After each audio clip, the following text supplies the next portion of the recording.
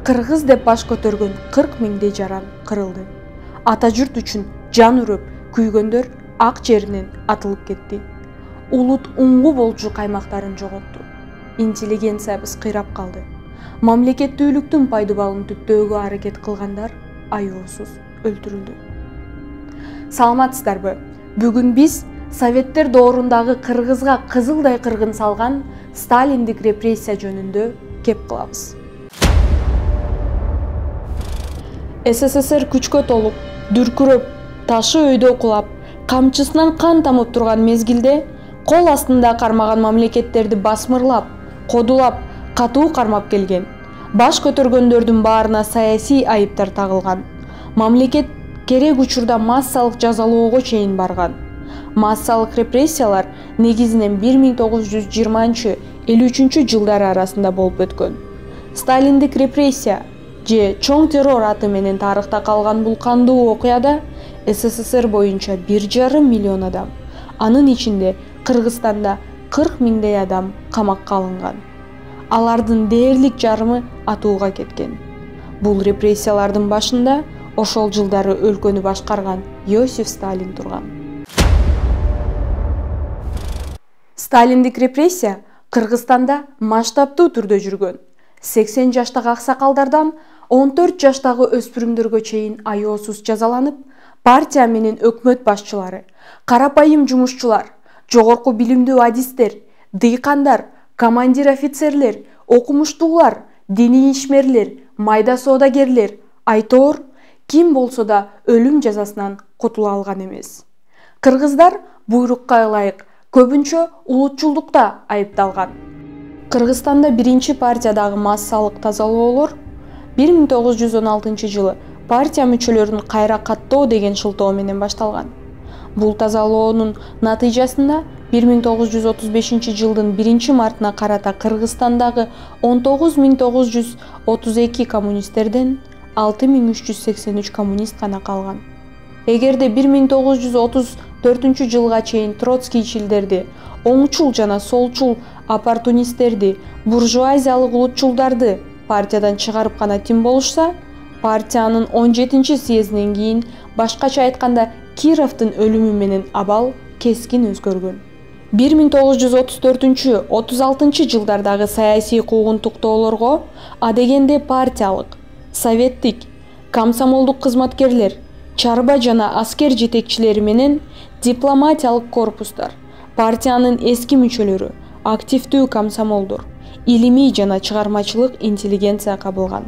Кыргызстанда репрессиянын жүрүшү эң оболкуу маселелердин бири Социал Туран партиясы деп аталган уюмга байланышат.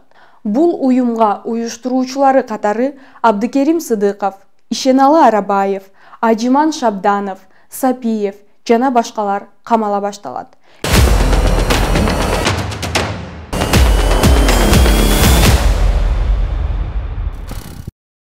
1933-34 жылдары Социал Туран партиясы иши боюнча кармалгандардын баары соттолгон. Ажиман Шабданов атууга кеткен. Калгандары алардын ичинен Сыдыков, Арабаев, Сапиев, Курманов, Келтаев, Тулин 10 жылга эркинен ажыратылган. Бирок 1938 жылы алардын иши кайра каралып, баары атууга өкүм кылынган. 1933 жылдын март айларында Касым Тыныстановдун чыгармачылыгы, анын Кыргыз улуттук театрынын сахнасындагы драмалык оюндарына буржуазиялык кулактык улутчулдуктун көрүнүшү катары баа берилген. Ошол эле жылы Касым Тыныстановго каршы буржуазиялык кулактык улутчул деген токтом кабыл алынат. 1933 жылдын аягында Жусуп Абдрахманов улутчул атка кондурула баштайт. Октябрь айында троцкийчилердин таасири менен партиянын жолун бурмалаган деген айып менен партиядан чыгарылат. Абдрахмановчулар деген айыптоо менен катар Социал Туран буржуазиялык улутчул уюмда болушкан деген шылтоо менен Кыргыз СССРнин эл комиссарлар кеңешинин төрагасы Баялый Исакеев, Кыргызстан борбордук аткаруу комитетинин төрагасы Абдыкадыр Орозбеков, Кыргызстан компаниясынын борбордук комитетинин экинчи катчысы Хасан Жээнбеков, ошол кездеги Кызыл профессура институтунун угуучусу Төрөкул Айтматов, Кыргыз СССРнин жер иштери эл комиссары Эркинбек Эсенаманов, Агартуу эл комиссары Осмонкул Алиев, Жеңил өнөр жай эл комиссары Сатар Кулматов, Жайнак Саадаев, Токчоро Жолдошов жана башка көптөгөн катардагы кызматкерлер, коммунисттер саясий куугунтукка дуушар болушкан. 1937-38 жылдарда массалык мүнөзгө айланган террор элди чочулаткан. Адамдар ар бир сөз, кыймылынан, мындайча айтканда көйлөкөсүнөн да чочулай турган абалда калышкан. Жасалма айыптар көп инсандардын тагдырын талкалаган. Мисалы, эч нерсе оюнда жок туруп эле улуттук кийим кийгендерге да улутчулдук күнөөсүн коюшкан. Репрессиялар Совет бийлигинин потенциалдуу оппоненттери боло ала турган, ага каршы нааразычылык акцияларын уюштуруп жана жетектей турган эң билимдүү жана экономикалык жактан көз карандысыз социалдык топторду жок кылуу менен тоталитардык режимди жана жабык коомду куруу, кыргыздардын салттуу көчмөн коомун бузуп, мамлекеттин пайдасына менчиктештирүүгө багытталган. Кыргызстан эгемен өлкө болгондон бери улутчул, эл душманы деген жалаа менен атылган 137 адамдын сөөгү көмүлгөн жер табылып, сөөктөр кайра жерге берилип, ал жер Ата Бейит деп аталды. Саясий куугунтуктун курмандыктары акталып, көрүнүктүү маданият ишмерлеринин көркөм мурастары, окумуштуулардын эмгектери калыбына келтирилип, коомчулукка кайрадан тартууланган. Аларды эскерүү максатында музейлер ачылып, көргөзмөлөр уюштурулууда.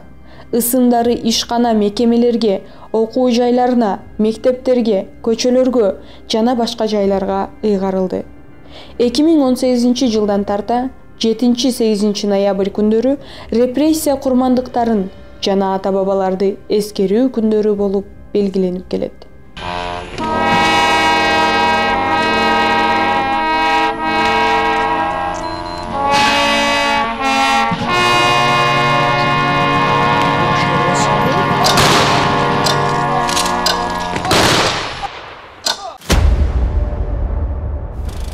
Сиз Фокуста так тарыхты көрдүңүз.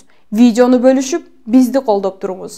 Лайк басыңыз, комментарий калтырыңыз, сунуштарыңызды калтырып кетиңиз. Сиз сураныңыз, биз айтып беребиз. Саламатта туруңуз.